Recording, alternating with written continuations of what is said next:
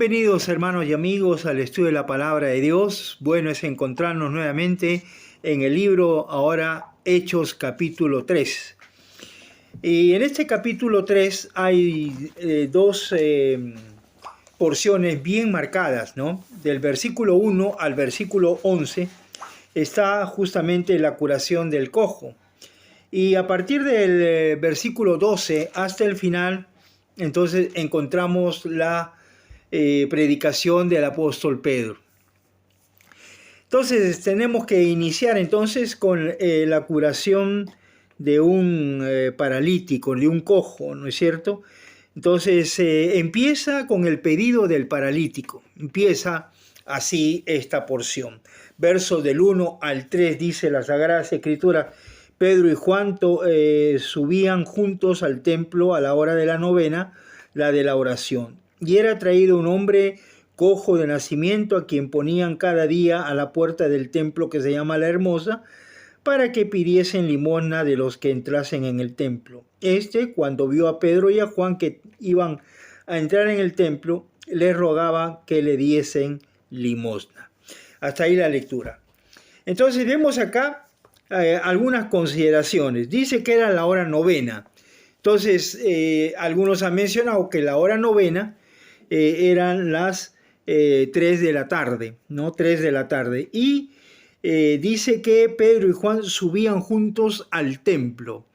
Entonces, no interesaba quién estaba al frente del templo, pero ellos iban a la hora de la oración, ¿no? Para orar, para elevar súplicas y ruegos delante de Dios.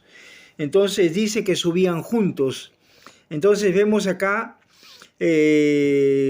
un ejemplo de Pedro y Juan, como ellos constantemente iban a la hora de la oración.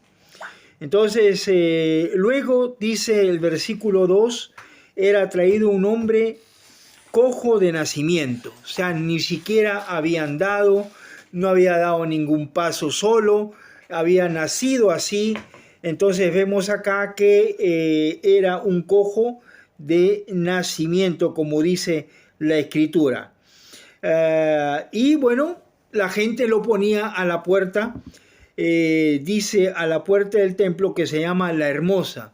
Ahora, ¿por qué se llama La Hermosa? Algunos estudiosos dicen que era el atrio donde las mujeres estaban reuniéndose, ¿no? Era el atrio, entonces donde las mujeres se reunían, conversaban y todo eso. Entonces, ¿para qué lo traían ahí? Porque dice para que pidiese limosna de los que entraban en el templo. Ya para entrar en el templo habría que pasar por el patio donde están las mujeres. Entonces vemos aquí que lo pusieron allí, lo ponían constantemente allí, y el cojo pedía a todo aquel que entraba al templo. Y estaba Pedro y Juan también esperando recibir, y dice que les rogaba para que le den limosna a Pedro y a Juan. Versículo 4 al 6, vemos la acción del apóstol Pedro. Dice Pedro con Juan, fijando en él los ojos, le dijo: míranos. Entonces él les estuvo atento, esperando recibir de ellos algo. Mas Pedro dijo: no tengo plata ni oro, pero lo que tengo te doy. En el nombre de Jesucristo de Nazaret, levántate y anda. Entonces aquí viene la espera de este cojo de nacimiento. Espera recibir algo grande, ¿no? De parte de los, en este caso, Pedro y Juan, ¿no?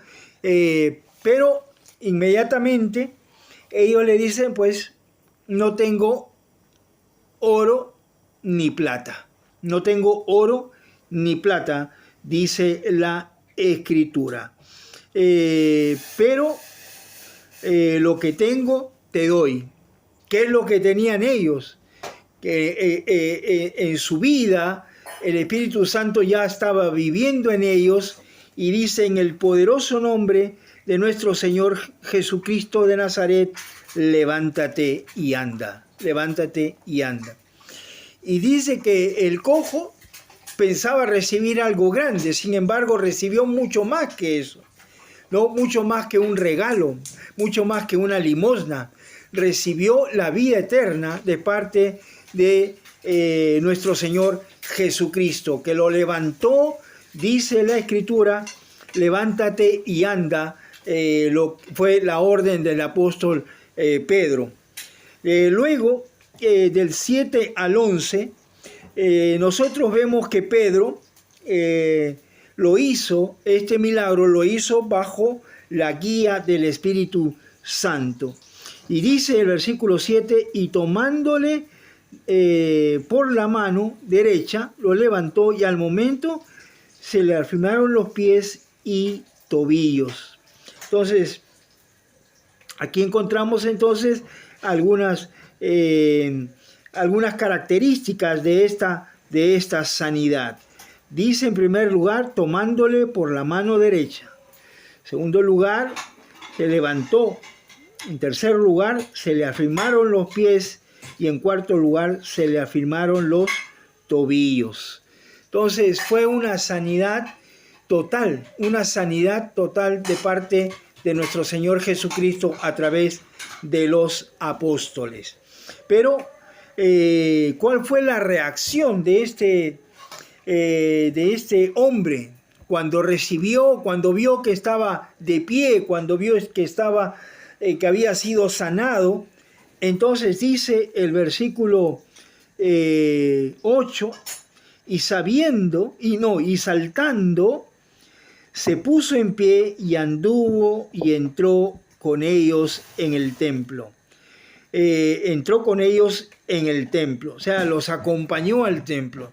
Si Juan y Pedro iban al templo a orar, él juntamente con ellos entró al templo también. En primer lugar. En segundo lugar, andando. Ya estaba caminando este hombre cojo de nacimiento. Nunca había dado un paso. Sin embargo, ahora está andando juntamente con los discípulos. Y en tercer lugar, saltando. O sea, no solamente, imagínense la alegría de este hombre, ¿no? Lo que el Espíritu Santo produjo en este hombre. De estar pidiendo limosna a ser un hombre de Dios, donde entró con ellos al templo andando y saltando de alegría, saltando de gozo.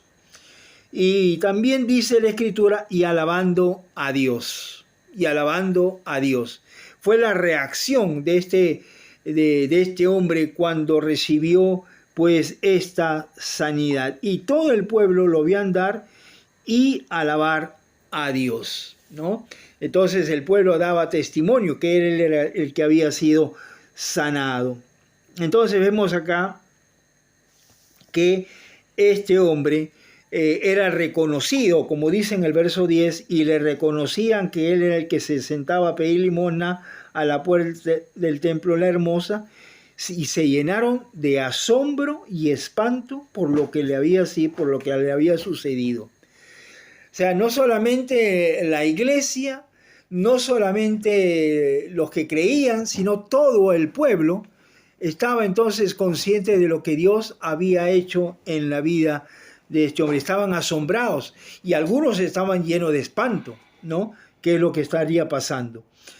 Y termina esta porción de la Escritura diciendo: y teniendo asidos a Pedro y a Juan, el cojo que había sido sanado, todo el pueblo atónito concurrió a ellos al pórtico que se llama de Salomón, ¿no? De Salomón. Entonces, aquí termina esta primera parte de este capítulo 3. La segunda parte, del verso 12 en adelante, nos habla acerca de la predicación del apóstol Pedro, ¿no? Y les dice varias cosas cuando empieza su predicación el apóstol Pedro. Le dice: le negasteis lo entregaste, lo mataste, lo pediste, ¿no es cierto? Se recuerdan cuando piden a Barrabás, ¿no es cierto?, que lo suelte en vez de nuestro Señor Jesucristo. El verso 16 en adelante dice: y por la fe en su nombre, a este que vosotros veis y conocéis, le ha confirmado su nombre, y la fe que es por él ha dado a este que era completa sanidad en presencia de todos vosotros. Siempre el apóstol Pedro y todos los apóstoles siempre decían: el Señor Jesús lo ha hecho. No somos nosotros, no es mi poder de convencimiento o yo lo sano, no. Siempre es en el nombre de nuestro Señor Jesucristo. Por la fe, dice el verso 16, en su nombre. Entonces, a este que vosotros veis y conocéis, le ha confirmado su nombre. Y confirmar acá significa afirmar, o sea, tomó su decisión de seguir a Cristo y fue confirmado por los discípulos. Y no debemos confiar en nuestras intenciones, nuestras buenas intenciones, no debemos confiar en nuestros talentos que tenemos, ¿no es cierto?, o los dones que tenemos, no debemos confiar en los recursos materiales, no debo confiar en el éxito, no debo confiar en el trabajo o en mi inteligencia, ¿no? De ninguna manera confiar en esas cosas que son pasajeras. Este hombre que había sido sanado, entonces el apóstol Pedro aprovechó para considerar entonces una predicación. El verso 17 y 18 nos habla acerca de que esta profecía fue cumplida. Dice el verso 17: mas ahora, hermanos, sé que por ignorancia la habéis hecho, como también vuestros gobernantes. Primero dice el apóstol Pedro, dice varones israelitas. Ahora les dice varones hermanos, ¿no? Cómo va cambiando el apóstol Pedro. Pero Dios ha cumplido así que había antes anunciado por la boca de todos sus profetas que Jesucristo había de padecer, Entonces, del verso 19 al 21, Pedro llama al arrepentimiento. Dice la Escritura, del verso, decíamos, 19 al 21, así que arrepentíos y convertíos.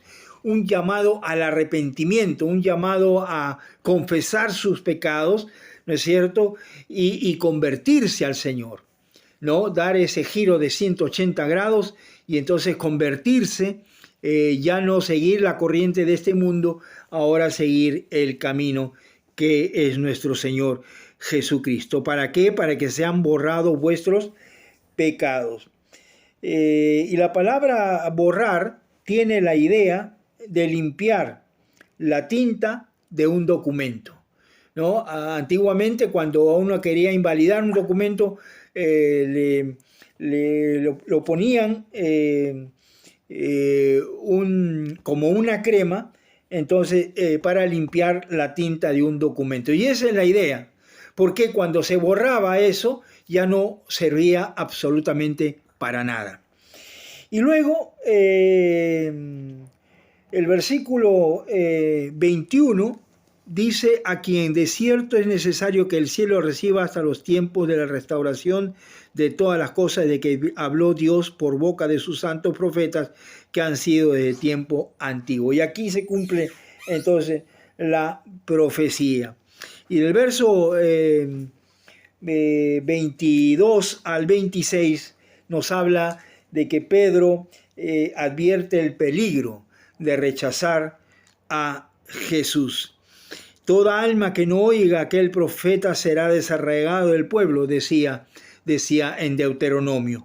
Y toda persona que no escucha las palabras de Cristo, las palabras que nos ha dejado en la Escritura, entonces también será desarraigado, será echado al fuego eterno. Y bueno, llegamos entonces hasta ahí al final de este momento. Que Dios nos bendiga a cada uno de nosotros y recordar que es necesario arrepentirse y convertirse al Señor nuestro Dios. Que Dios los guarde a cada uno de ustedes.